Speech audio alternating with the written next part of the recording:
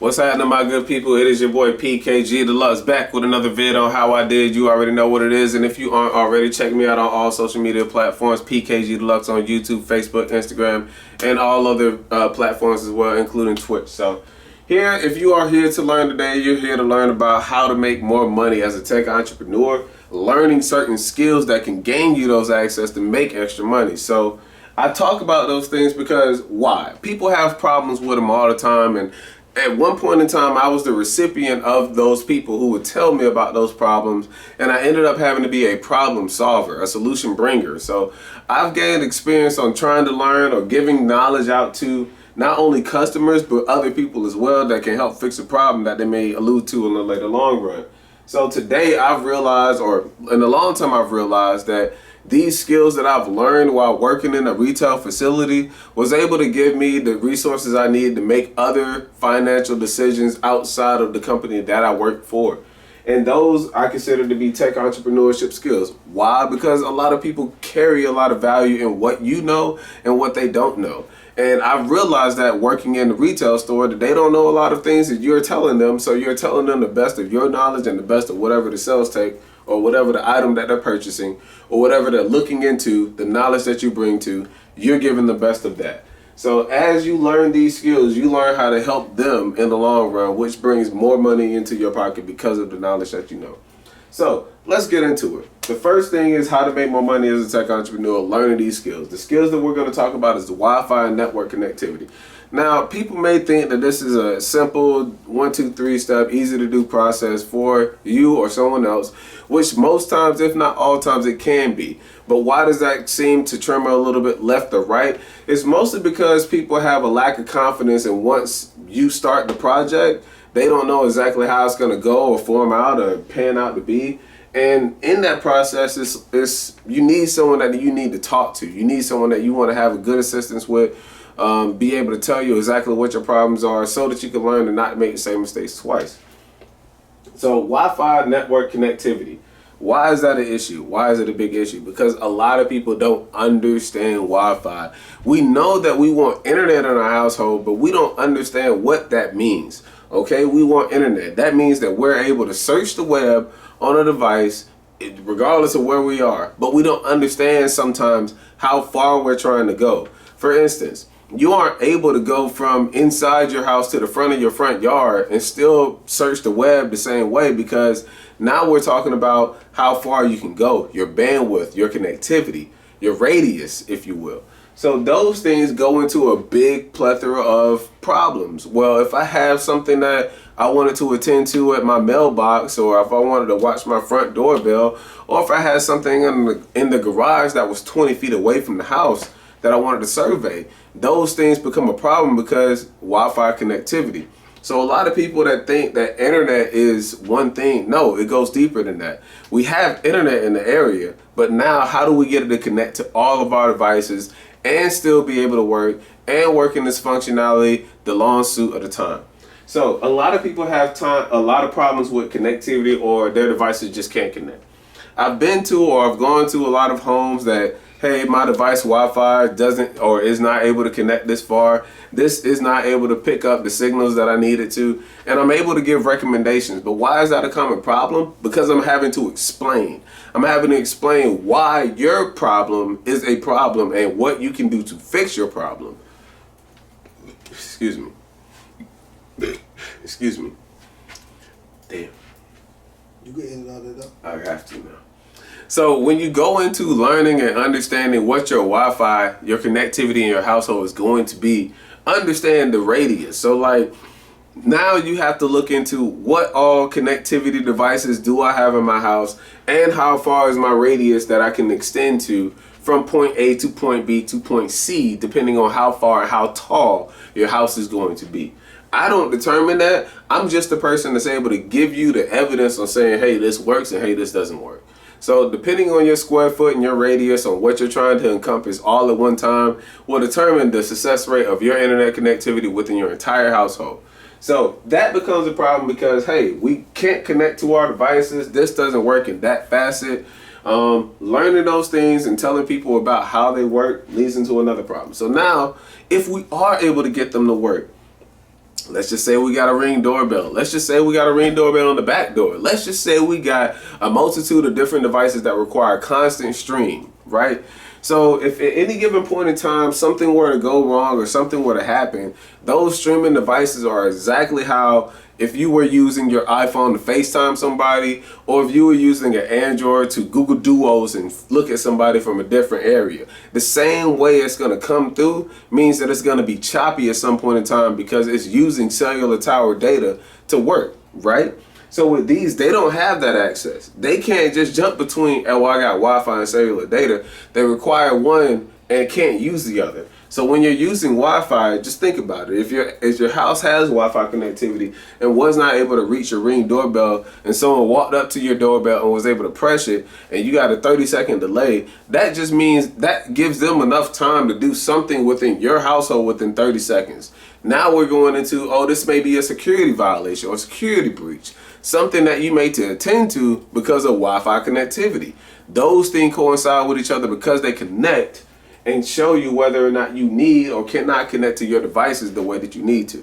So just learning those avenues of saying, hey, this may work or that may work or this may not work or this may work in a better asset is profitable income because people do not know how these things function in their functionality long term. They think that internet is going to be one thing and they think that internet can just run everywhere like it's a bubble. But no, you have to break it down, give them the understanding, let them know the differences in between the products that they purchase and the usability between them. So just understanding that knowledge alone is a whole bunch of evidence that helps you make a whole lot of income. Going into other small problems that people have, needing a password. Now granted, most times, if not all, people come out to have additional issues where it comes to, oh, well, I don't know the Wi-Fi password to my devices that I need to. Well, now we have to go into a different route, a different excerpt, and now this is something I have to figure out outside of the problem that I may have wanted to focus on. Because of you not knowing your Wi-Fi password, and it may not be the one that you put on your router or modem, wherever it may be placed, any of those devices that you're looking into, if you were to change it at any given point in time, I now have to make a special call to whoever your ISP is. Your ISP is considered Internet Service Provider. Internet Service Provider depends on the area that you're located. So some people who are located within a region that is able to consist of Spectrum, some people who are able to locate within a region that are able to use HTC or other services, Caporium, etc., etc. Any one of those internet services are able to give you connectivity to the web so that you're able to use all your streaming and other devices to it. Now within that, that is your ISP, the people or the person or team that I need to contact in order to get your password so that you're able to use your device the way that you properly function for it to work. So if you're not able to use your internet, it would be because of one of the reasons. And usually if you don't know your password, that would be a big reason that we can't use your internet. So I have to already have that as a process statement to use to go forward. It just the understanding of needing a password is a big deal, and you'll understand that later when you start dealing with other people. The other thing when you're dealing with network security or network Wi-Fi connectivity, we're talking about security resets and what can happen during them. So when you have let's say you have a power outage in your home. Let's say something were to happen to where all of your energy were to go out in your home and now it has to run off a generator. Well, now we're talking about whether or not your devices still work and whether they'll still be able to function later long term. More than likely not, because once your power goes out, the rest of this goes out, but you're still able to use your device once it's able to be configured back to the network. So all of these devices require Wi-Fi, and those are the problems that most people have when they come into using them, thinking that they can be used long term. So I give people the honest answer up front so that they don't have an expectation if something were to go wrong long term. So if your power were to go out in your home and you did have one of these Wi-Fi installed devices, understand it with the knowledge that it requires power to use that, which in turn requires internet to use the Wi-Fi, which in turn gives you the Wi-Fi connectivity in your household, which in turn helps your devices that you need to work in your household and work in their proper functionality. So it's a lot of things that you have to do, and they all have to be working simultaneously in order for you to have great connectivity and not have slow connection. So we go on to the last thing, which is drop connection. Wi-Fi connectivity in a lot of households have a lot of problems. And if and when you're explaining or talking to people about why things may have a dead spot here, why things may have a dead spot there, they have to understand that where their modem router is going to be placed in the household has to be the most optimal spot for everything that they're trying to get encompassed within that. You being the person that's going to explain that information have to be also the expert, because they don't understand why my internet is dropping when I go outside. They don't understand why my internet doesn't work when I close the door going to my room. They don't get that. So you have to explain to them and say, hey, if you have your router or your modem in the closet somewhere, it makes it harder for your devices to connect to everything because it's having a lot of blockage. Like, you have to look and see this as, hey, it works through doors. It has to work through brick. It has to work through stone. It has to work through all of these obstacles in order to give you the connectivity in your household that you want, so that all of your devices are able to work in the same fashion. So drop connections are a big problem with people, and usually people think that the simple answer is, hey, let me get an extender, some type of extender that will take my pre-existing Wi-Fi to a longer radius and work within the same facet that it was supposed to. And sometimes that will, depending on what we're going for. Sometimes that won't, depending on how the options play out. So usually you need a tech person there to explain the differences between the two, so that you're not just purchasing something for no reason. So now let's go on to the next one. New Wi-Fi connection with modems, router, extenders, and mesh systems. So a lot of people have problems with when they're setting up their router, or if they were to get a new system, or how to configure it, what goals take place, and how this works. So once you get a router modem in your home, that usually is the device that encompasses your entire home with a bubble. That bubble gives you access to the internet. Now, that bubble can only exceed so far, and regardless of how far your circumference is a household, it's also going to have to fight through whatever blockage that it has. So if there are doors there, which more than likely in the house there's going to be doors. If it isn't an open area, you're going to have blockage. So those things play a factor on it, so that you have to be able to set these up in the most optimal area. Some people, to beat the curve, the second option is what they choose to do is get a mesh system. So now we start talking about the differences in between extenders and mesh systems. So extenders, there are rare occasions on where I would suggest that you would get an extender, unless it was just one item, maybe even two, that you were trying to get internet to. Say for instance, you had something in the basement that you wanted to make sure it was checked on at all times. Granted, I would not want to put something or a Wi-Fi extender there. We'll just say it's smart,